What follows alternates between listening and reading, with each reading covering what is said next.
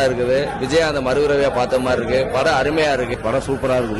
பாக்குறது இதை இயக்குனர் பொன்ராம் சாருக்கு வந்து ரொம்ப நன்றி. அந்த கருப்பனை காமிக்கிறப்ப உள்ள இருக்க ஆளுக்கு அத்தனை பேருக்கு புள்ள இருக்கிற மாதிரி இருக்கு. படத்துல உள்ள பாக்குறப்ப படத்தோட எல்லா கதைமும் சிறப்பா இருக்கு. சுப்ரீம் சார் வந்து சொல்லவே வேணாம். விஜயகாந்த் சார் கூட நிறைய பண்ணிருக்காங்க. தம்பி சண்முக பாண்டியோட பொண்ணு ரொம்ப சிறப்பா இருக்கு.